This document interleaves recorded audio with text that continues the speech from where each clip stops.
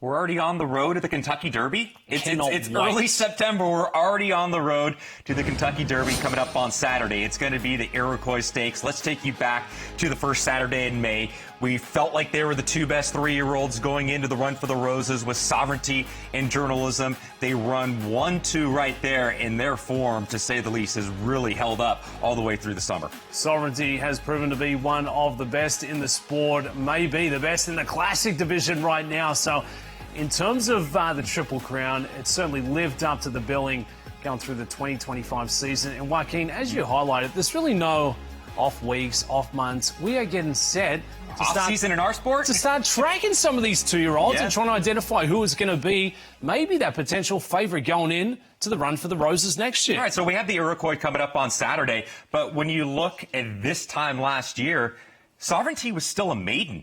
He didn't break his maiden until the Street Scent Stakes in start number 3, and that was even in late October. So there's still a long ways to go, but just starting to get the ball rolling on the road to the Kentucky Derby. So you see the sliding point scale right there in the Iroquois. 10, 5, 3, 2, 1 to the top 5 finishers. Let me tell you why all these points matter, Dubs. Let's go back to the Kentucky Derby this year. Remember Render Judgment? For Ken McPeak, he was number 20 on the list. He had 39 points. Remember Baeza?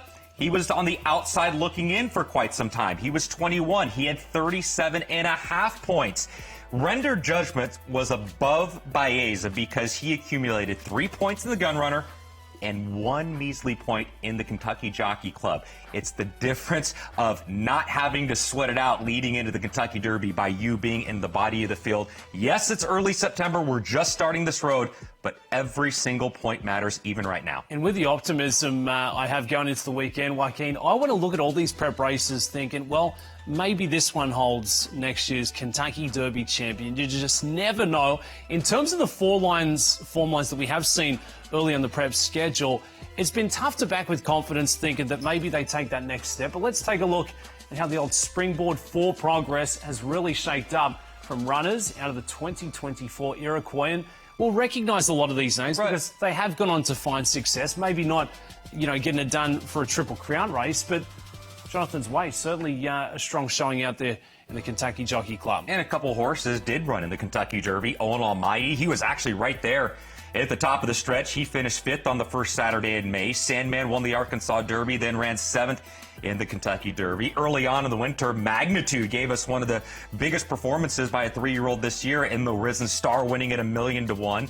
But yeah, you've had a couple good horses come out of the Iroquois from a year ago. Look at that. We've got Grade 2 winners. Sandman obviously had success and was tested in this year's running of the Kentucky Derby. So a lot to like, and a lot to like about this field for the Grade 3 Iroquois coming up on Saturday afternoon out there at Churchill Downs. It's a field of 10 going forward for this one. Some of the star 2-year-olds with plenty of buzz, but Compor at the 7 sits at 6-5 for the Keneally team, and looks like one of the big threats to beat in this year's running. Stretching out in distance, and he's had a nice progression to get here. This race in the Iroquois on Saturday, it's a 1-turn mile, and look how Comport has got here. 5.5, 6 furlongs in the Bashford Manor, 7/8 in this particular backtrack that we're taking here.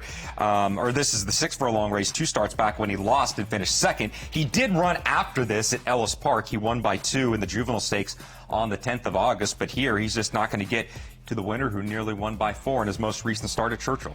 And Joaquin, I put Caleb on the spot yesterday, so it's only fair I do the same again to you today. What's, I guess, a skill set that you're looking for out of these star 2-year-olds on a big stage such as the Iroquois? Is it the speed figs? Is it professionalism? Is it the connections who have found success in this spot prior? I think just in general terms, progression.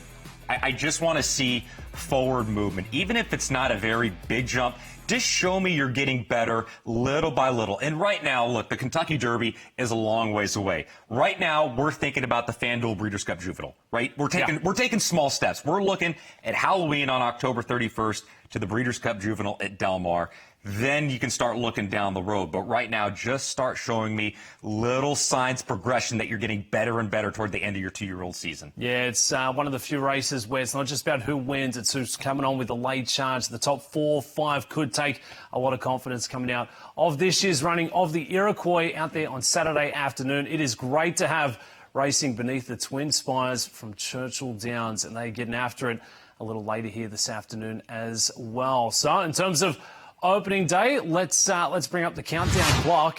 Getting close to that first. Look at that. Twilight Thursdays. Just under 5 hours away. So, Joaquin, we can finish today's show, hop on the plane, get out to Churchill and have a couple of bevies for a little Thursday night lights. All right, you book the flights. We're on it. Let's do it. Yeah, under 5 hours away for Twilight Thursdays at Churchill Downs. Got a happy hour going out there in Louisville, Kentucky. Oh, Pat Day, one of the greatest right there. That statue when he won the Kentucky Derby aboard Lily T in the early 90s. Pat Day, one of the greats to ever do it and ever climb aboard the back of a thoroughbred racehorse. Let's look at the highlights here for the 2025 Churchill Downs September meeting. Look what we have coming up on Saturday. The Locust Grove, the Pocahontas, the Open Mind, and the Louisville Thoroughbred Society, in addition to the Iroquois that we just previewed. And then on the 20th, we get set with the Dogwood, the Bourbon Trail, and the Harrods Creek. And then on my birthday, Saturday, September 27th, I throw that out there so you can get me present, Joaquin. We've got the Lucas Classic and the ACAX. A lot of great action coming up from Churchill Downs, and we start a little later here today. And Joaquin, I also threw out possibly heading out there this afternoon, hoping you'd put the hand up to get us tickets. I'm not getting no plane tickets. I'm going to need a couple of winners between now and then, but maybe we cash out, who knows, an early double, a late pick 4, or whether you're just a great fan of this great sport. We're going to do our best to get you up to speed and have a bit of fun here as we move through the next couple of hours, because it is a loaded slate.